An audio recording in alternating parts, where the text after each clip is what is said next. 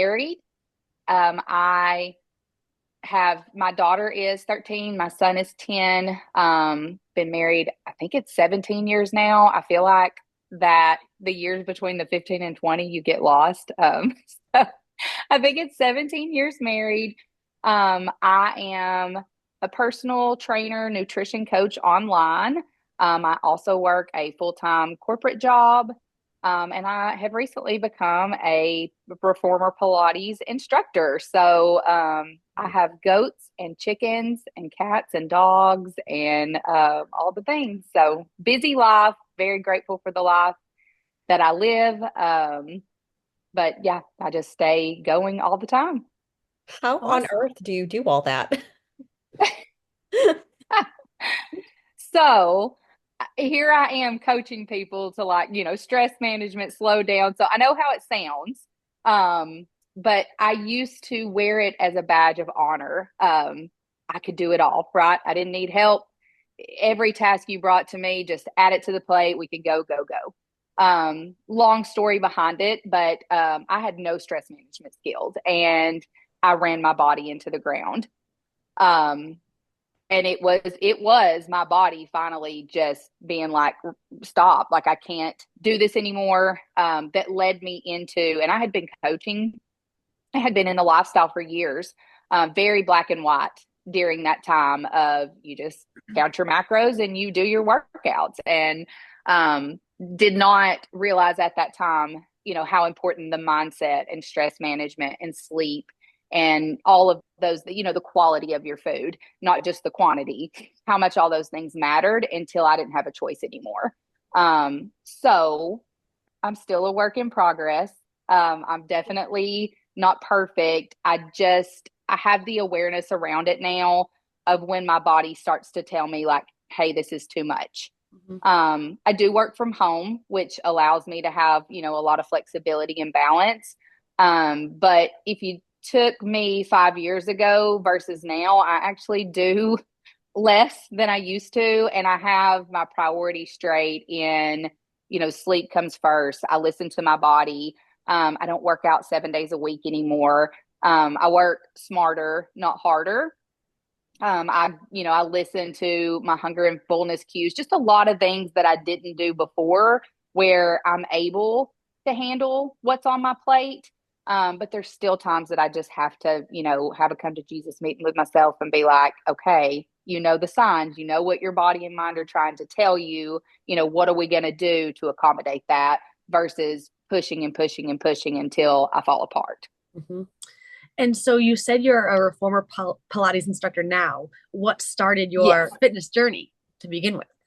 So to begin with, okay, so my story's a little different than other people's and how I got into this space. So, I danced competitively when I was a kid, cheered in high school, cheered in college, was always very active, um, but no relationship with food, right? Like I was always bone thin. Never struggled with weight, never struggled with, overeating. Back in that time, my mom cooked dinner. She packed our lunches. She made our breakfast. Now, we always had a vegetable. Um, but it wasn't, we didn't know then what we know now. So she fed us as healthy as help was back then in just a normal home, right? She was a single mom. Um, but we drank Cokes like it was our job. We had an open pantry, policy, but we never abused it. So there's part of me that feels like it was a good thing. Mhm. Um, in that we never was like, you can only have this much or this is bad, because I saw a lot of friends that did struggle with that and they would come to my house and they would eat until they were sick. So my mom did the very best she could. And for most of my life, I had, no real relationship with food.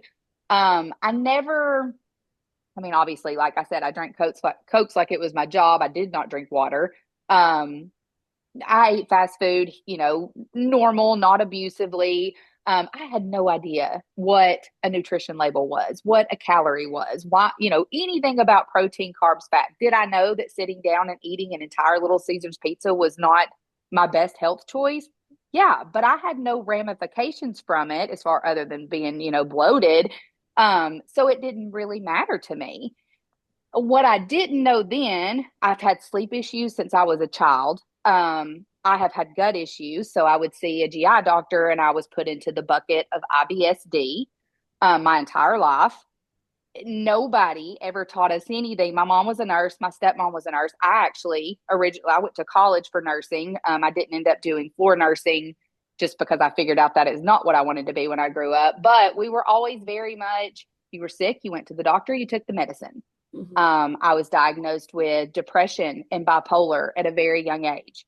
Had a lot of, anxiety. And in my mind, all of it was just, this is just life. This is just normal. And my mom did the best she could. She took me to psychiatrists. She gave me all the medications. I had horrible side effects. In college, I was in the hospital with C. diff, Mhm. which is, I mean, basically your intestines shut down. You have no nutrients. I was cheering in college and my whole body just shut down in the hospital for a week. Years later, I was on Lamictal for anxiety after I had kids and ended up with Steven Johnson syndrome, which is basically where your body burns from the inside out. I mean, all these crazy things, but still never making the connection like, we're putting a band-aid on, we're not treating the root cause. Mhm. So my story started with my husband and I were very active. We had kids. I moved to a work at home position. I was very sedentary. I didn't eat horrible, but I didn't eat, enough to support my body, was not prioritizing protein. So I hit my 30s and I feel like absolute garbage. And I'm like, okay, I'm only 30. Why do I feel 60? So Mhm. I see doctor after doctor and have all this blood work done. And because I wasn't overweight, nobody ever said, what are you eating? Are you moving your body? And so I was desperate. I'm like, this can't be normal to feel this way. A friend of mine who had been into macros and lifting and all of that way before it was ever popular talked me into going to CrossFit. She was like, you just got to show up before everybody else wakes up, get your workout in. Somebody will tell you what to do, then go home. She tried to talk to me about macros, but I wasn't, that connection was not there for me yet. And again, wasn't overweight. And the only reason you needed to pay attention to food was if you were overweight. That was how my brain worked at that time. Mhm. So started CrossFit, loved it, felt a little better, but still just wasn't what I thought I needed to be. Like I wanted to feel better than that. So Mhm. I'm talking to a coach one day. It was the owner of the gym, and she's the first person that ever said, well, what are you eating?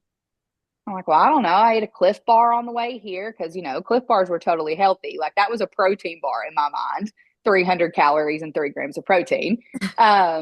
And I was like, and then, a bowl of cereal when I get home and a sandwich and Doritos for lunch. And then I cook dinner for my family every night. Might be a casserole and, some French fries, but I cooked dinner every night, still pounding the Cokes like it was my job. And she was the first person to ever tell me, like, okay, well, this is why you feel this way. These workouts are great, but they're not going to make you feel better if your nutrition's not on point. And I mean, it seriously, guys, was just like, what? No way. Did not believe you at all. But okay, I'll play the game. Let's do this. She hooks me up with my first nutrition coach. She was this was before all the protein stuff was out there. The protein powder was just gag. Protein bars were not good. And she was very Whole30. So I was eating chicken, broccoli, rice, and protein shake every day. I felt amazing, right? Like I'm getting this protein in. I'm eating all these healthy foods. About 6 weeks in, I'm like, okay, I believe in this. I'm buying into this, but I can't eat another piece of chicken. Like I cannot eat any more broccoli, right? So that is when I cooked for my family, but I didn't like love cooking. That's when I was like, okay, I'm not making a separate meal for my family every night. I'm buying into this. I want to live this, but how can I live this and still enjoy food? How can I live this and my husband and my kids eat what I eat? So that's when I really went into figuring out how to like take our favorite recipes and make them more macro friendly and more protein heavy. And got that worked for me. But then I became the weekend warrior, where during the week I was on point, buddy. Everything was prepped. We were eating good. Weekend would come along, and then here I go. And again, there still wasn't the weight part for me. So it was really hard for me to get on board with not having my weekends because it was almost like, why not? Why wouldn't I eat like a total butthole on the weekends? It's not affecting my weight, but it was affecting how I felt. So then here I am, Friday, Saturday, Sunday, going ham. Well, then I was hungover, food hangover, and alcohol because I did drink back then. Then I'm hungover till Wednesday. So then it's affecting how I work and how I'm a mom and how I'm a wife and how I'm showing up.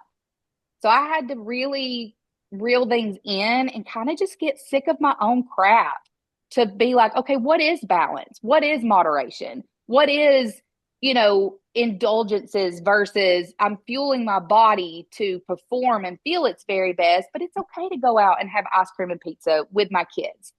So navigated that for a couple years. I would say I was probably, let's say 70-30. I hit 39 years old. I'm in the best shape of my life, best physique of my life. But, the thing is, it was just a little more, right? I was just going to get a little leaner, going to lose a little bit more weight. It was never enough. So we're cutting calories. We're doing a little more cardio. We're increasing those steps. We're working out 7 days a week. We're staying up an hour later to get in more time. We're getting up 30 minutes earlier to get some more cardio. And I just ran myself into the ground. Mm-hmm. I ended up with SIBO, which is small intestinal bacterial overgrowth. Mm-hmm. Had no idea what was wrong with me. Months I was seeing, my blood work was crazy. The GI doctor ran out of pocket $3,000 worth of tests on me to basically tell me to drink soda with a straw and cut out dairy. I lost my cycle. I was losing my hair. I have videos. My belly would just swell up to where I looked 9 months pregnant. I thought I was dying and that nobody could figure out what was wrong with me. So my personality is, if you don't help me, I'm going to help myself. And I just spent hours and hours, which took me into the functional medicine side of things. I told you guys, I took antibiotics. I took you give me a medicine, let's go. Like a little bit of a headache, let's take an Advil. A little bit of allergy issues, let's take a Zyrtec. Like that's just what I did. Mm-hmm. So then I start down the rabbit hole of functional medicine and healing the root cause and the holistic health. And I start making the connection of, my anxiety and all these labels back to my gut health and my gut being my second brain.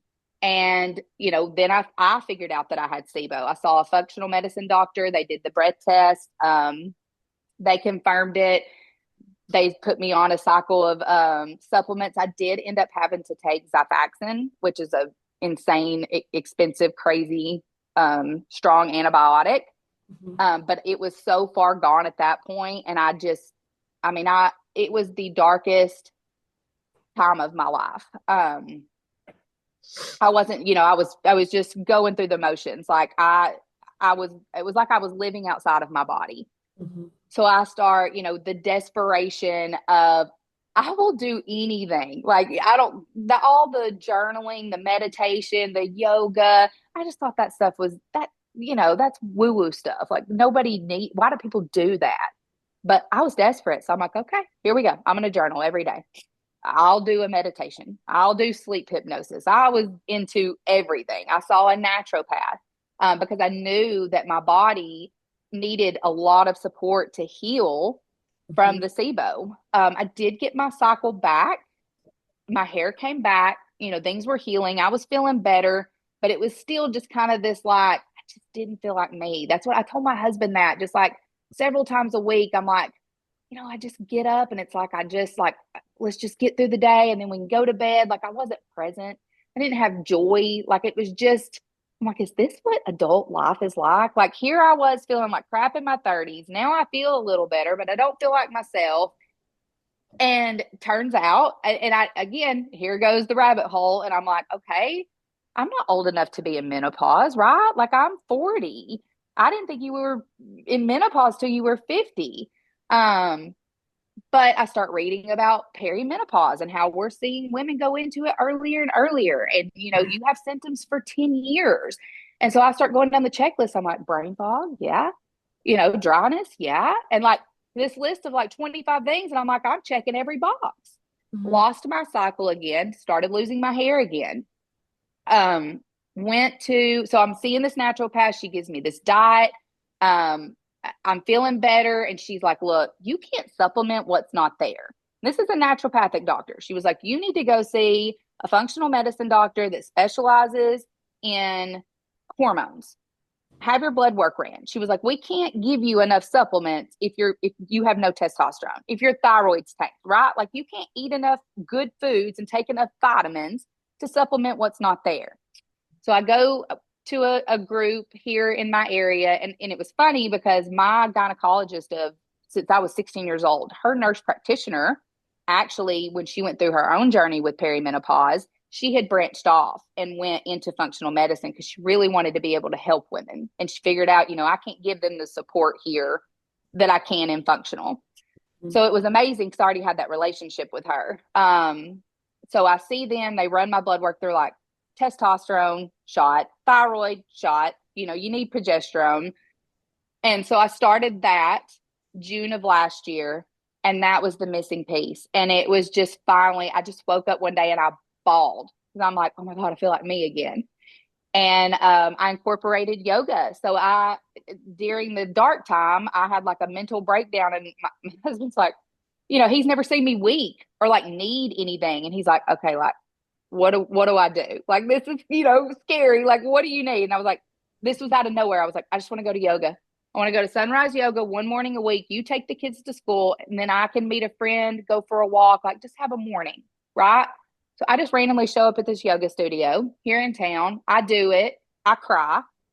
And I was like, holy crap, guys, I haven't taken a deep breath in 10 years, right? Like, who incorporates breathing into their day? Like, who has time for that? So I get on board with this whole like yoga, is such a beautiful compliment in perimenopause or anybody. Like I take my kids to yoga, like where was that when I was 15 and I was feeling all these big, deep emotions? So I make them, the mindfulness and learning how to center your brain and just calm down.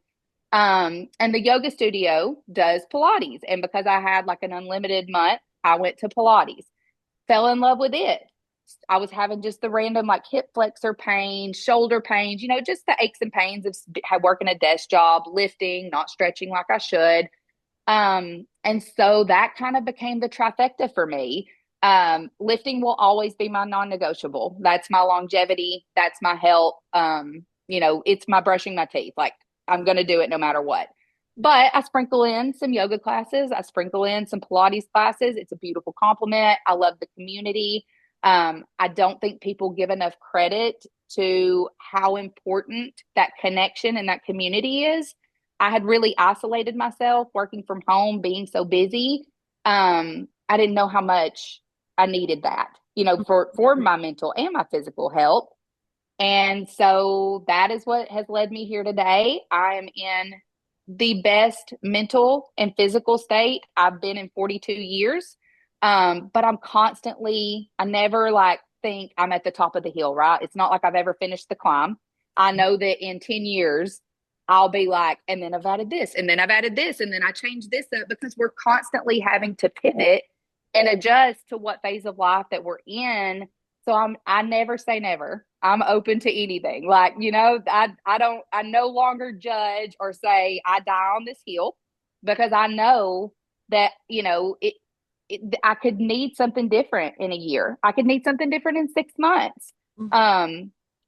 But the way that I handle all of it is I always, and this is like, I coined this as probably my best thing I've ever come up with. I always look out for my future self. Mm-hmm. So I have trained my brain to constantly think, and I'm sure I didn't really actually come up with this, guys. I'm sure I got it from something, but this is what I teach my clients. What can you do that is going to help you tomorrow? So if I have 5 minutes, if it's not time, I'm headed to get my bedtime routine going and I see that load of laundry, I'm not going to fold it because I'll fold it tomorrow. I no longer do that because I'm like, I know how busy I am tomorrow. I have 5 to 10 minutes right now. I can fold that load of laundry. Future Mhm. Hillary is going to appreciate this so much. And I literally thank myself for doing it. If I'm up in the kitchen making dinner, I'll go ahead and prep my egg scramble for breakfast the next morning. Throw it all in a bowl because you know what? Future Hillary is going to love in the mornings that we went ahead and had that. So all we got to do is throw it in the pan. Mhm. So that is how I feel like I'm able to accommodate more, is because I'm constantly preparing for the next day and the next week. And then I just do a lot of, time man. Like I always have a running list, a brain dump of things that I have to do today. And then my running list of things that need to be done, but they don't have to be done today. Because otherwise my brain takes that entire list and goes, we can't do it.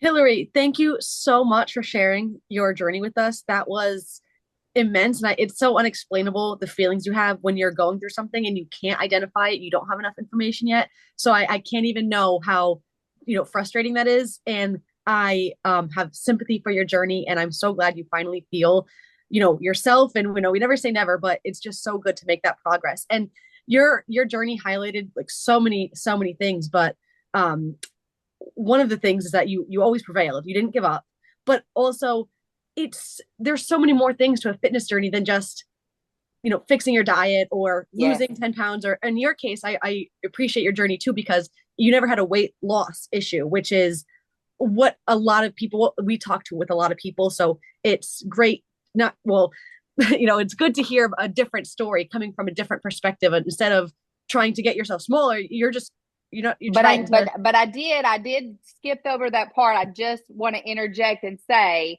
when I had SIBO, I gained 20 pounds. Wow. And I did, and I don't know how perimenopause brain. We'll blame that. Mhm. I did develop during the dark time a really bad relationship with food. Mhm. And all that to say, I think it was all happened for a reason, because I have a totally different perspective on how I coach, and so much more compassion and understanding of the mental nightmare that it is, because I thought I was broken, right? But it was actually because I was emotionally eating. I didn't realize that food had become my joy, my numb, my everything. Like it was Mhm. avoidance.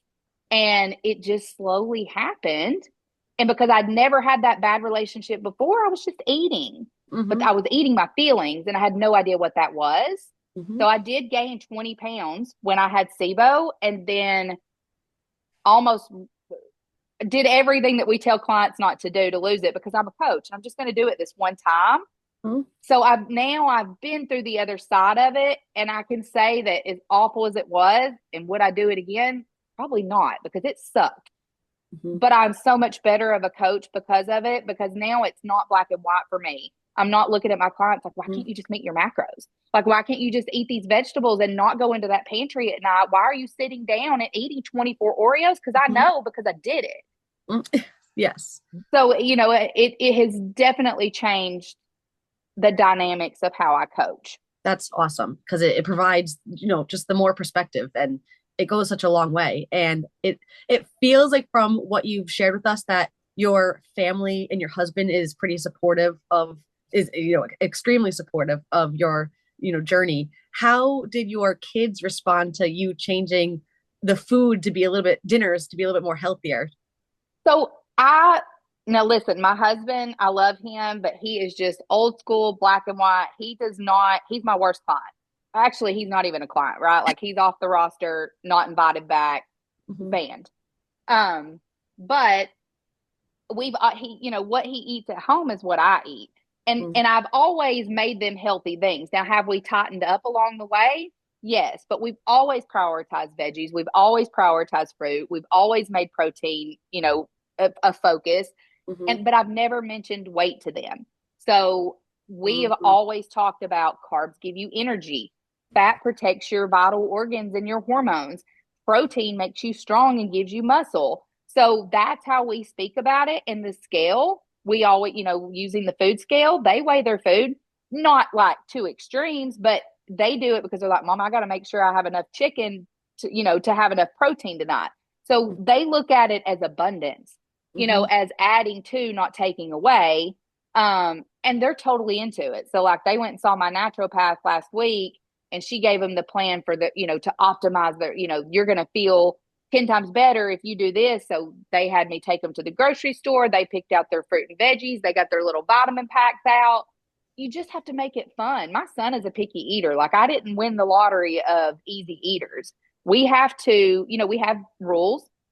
We don't force him to eat certain things, but you got to pick, which vegetable do you like? Well, he likes green beans. He likes to dip it in A1 sauce. Totally fine. Dip it in the A1 sauce as long as you're eating the green bean. We don't have any foods that are off limit, but you don't just go for a free for all in the pantry. They know what serving sizes are. They know how to read nutrition labels. They know what's high in protein. Yogurt bowls are huge in our house. Everybody has a favorite flavor. Everybody knows how to build them out. Our free for alls are, you can get into the berry bowl in the fridge. You can have yogurt anytime. You can grab a banana or apple. You can have a beef stick. So, there are rules, but they also have we have make your at home pizza, which is their favorite. But we go out for pizza. We go out for ice cream. Like, everybody always says to me, I want to do what you do, but I couldn't eat like you. And it always makes me laugh because I'm like, wait, so good. We have burger night, we have taco night, we have chili night. I think that people, you have to romance your veggies, try different sauces and seasonings. I feel like my kids have really taught me that, because it's like, okay, you don't like okra this way? Well, let's try it this way. Oh, well, you didn't like that seasoning on the asparagus this way? Well, let's try this way. And so, coming from someone who has had a picky eater and had the battle, it works. I mean, it is exhausting, and it feels like you're constantly just like having to push and push and push, but you start to see little things like, they're proud of themselves. You got to get them involved. You got to put them in the kitchen, give them some choices, some autonomy, some where they feel like they're a part of it, and it's exciting. And my son will be like, Mom, I know that because I ate that, my big breakfast full of protein this morning is why I hit that home run. He'll say things like that. And I'm like, it's working. But feel like we're working. Oh, sorry. Go ahead. No, that's okay. No, I didn't mean to cut you off. I mean, I'm absolutely loving how you've gotten your kids involved and how you've, overhauled the whole, your diet and how it's affected your lives and their lives. And also the coming from abundance and all of those sorts of things. It's awesome. And just like your clients, your kids too, the more they know, and just like clients, the more they have information from coaches, the more they're going to feel involved and ready to make these challenge and make these, right. Statements. Yeah. I just feel like don't a want half them an hour to is not struggle enough when they're time. adults. Do what? Oh, I was just saying a half an hour is not enough time. We could talk to you for hours. Sorry, Yes. guys, y'all, when I get on this story, like, I could just talk about it all day long, because I feel like people just feel so broken, and they feel so helpless. And I tell my clients all the time, I'm like, nobody's coming to save you. You got to be your own hero. But like, no matter how far off you've gotten, how bad it's gotten, you can always fix it. Our bodies are miraculous, and we have so much more control than we realize. And the basis of it all is what you're putting into your body most of the time. I tell my kids all the time, I'm like, you eating these fruits and veggies and protein, that's preparing your body to be able to handle that pizza and ice cream, every once in a while. But that's an indulgence. That's not a daily staple in our meals. But I just always tell, just don't give up, right? Even if you've never even fed your kid a vegetable in your life, there's time to turn it around. Yes. If you want to, you can start it today. Can you let people know how they can work with you and how to find you? Absolutely. So I am Hilly Guinn Fit. So it's HILLYGUINNFIT on Instagram. That is where I'm most active. I am 42, and social media is just not my thing, but I'm trying to get better. I do one-on-one nutrition and personal training online. I do nutrition only or both. I have an app whereby, you have videos of the workouts. We correspond. You have access to me with questions, and we do a lot of habit stacking. And then I also do 6-week challenges every 8 weeks. It's a group challenge. It's a lot of fun. It's, a little bit more aggressive for people to kind of buy in, get into it. a fun start, but we still do the habit stacking. We still, build the foundation. It's not a diet. Like I will never teach a diet. It will always be a lifestyle that I'm trying to teach you. So yeah, Instagram is where I'm most active. I always respond, if people send me messages, and I'm not, this is what I do as a passion project. This is not what pays my bills. So I'm not like, I don't bogart my info, right? You don't have to like set up this sketchy call with me and then I tell you my prices and all of that. Like if you have questions, you need help, like this is what I'm here for. I want to help you. So it's not that you only have to pay me to work with me. You can send me messages and I'm all, I answer people's questions all the time. Well, thank you so much for providing all your help for everyone and for being a featured guest on our podcast today. It was so awesome. Thank you guys so much for having me. Thank you. It was so nice talking with you. Nice talking with you. Have an awesome day and a good fitness journey. All right. Thanks. You guys too. Bye. Bye.